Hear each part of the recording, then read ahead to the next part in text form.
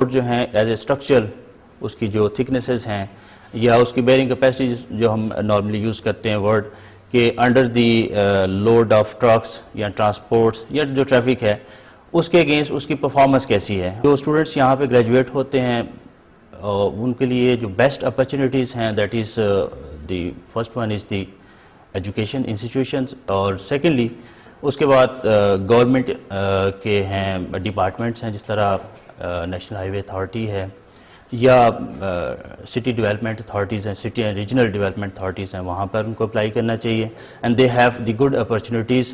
اور جو ہی وہ پاس آؤٹ ہوتے ہیں they have good opportunity to join any the government agencies. اس کے علاوہ لوکل کانٹریکٹرس ہیں, لوکل فرمس ہیں and they are giving the best incentives to the students.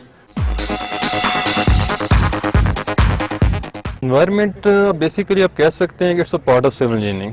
اس میں ہم لوگ واٹر سپلائی جتنے سسٹمز ہیں ان کو ڈیزائن کرنا, واٹر ٹریٹمنٹ کیا, کیونکہ بہت سی آج کل ڈیزیزز ہیں جو کہ ان ٹریٹڈ واٹر کی وجہ سے کمیونٹیز میں پھیل رہی ہیں, اس لیے ٹریٹڈ واٹر بہت امپورٹنٹ ہے. سیوریج سسٹم ہے, سیوریج سسٹم کی ڈیزائننگ ہے, آپ نے کیسے کلیکٹ کرنا ہے, اس کو ٹریٹ کیسے کرنا ہے, وہ آپ کا جتنے ریورز ہیں ان کو پولوٹ کر رہے ہیں. ٹریفک کی وجہ سے آپ کی ایئر اور نوائز پولوشنز ہیں ان کو کنٹرول کرنا, بہت سی ڈیزیز کا جو کہ کریٹ کر رہی ہیں نارمل پیپلز میں.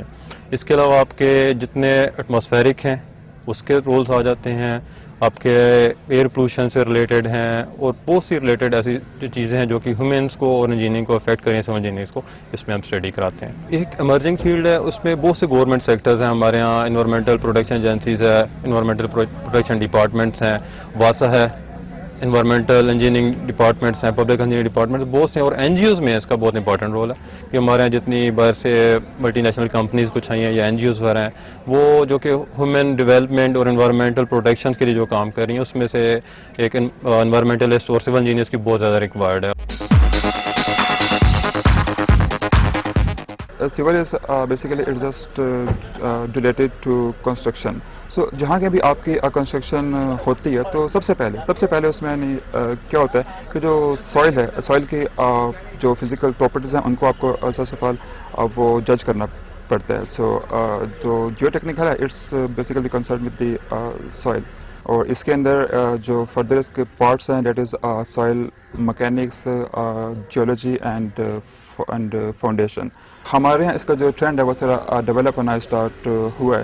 سو اب ہمارے یہاں اس کی جاب اپرچونیٹیز کافی اچھی ہیں as compare to the earlier Times.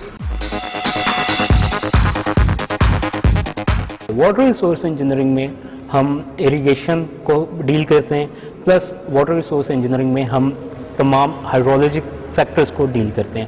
Hydrologic factors سے مراد یہ کہ آپ کی بارشیں, آپ کا flu, discharge, rivers analysis, rivers کی کیا سچویشن ہے, ڈرافٹ ہے یا آپ کے پاس میکسیمم واٹر ہے, تو اس واٹر کو مینیج کیسے کرنا ہے, کس طرح یوٹیلائز کرنا ہے, میکسیمم لوگ اس سے کیسے فائدہ اٹھا سکتے ہیں.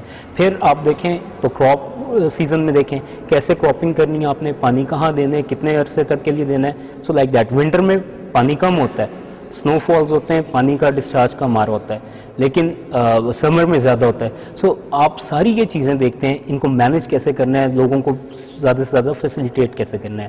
گورنمنٹ سیکٹر میں اگر آپ دیکھیں تو آپ کے پاس ارسا ہے, ایریگیشن ڈپارٹمنٹ ہے, اس کے علاوہ سرفیس واٹر ہائیڈرولوجی پاکستان ہے, بہت زیادہ کنزیوم ہو سکتے ہیں. پرائیویٹ سیکٹر میں بھی بہت زیادہ کام ہے. سو واٹر ریسورسز میں وہ اپنے آپ کو ایکسل کر سکتے ہیں وہاں پہ.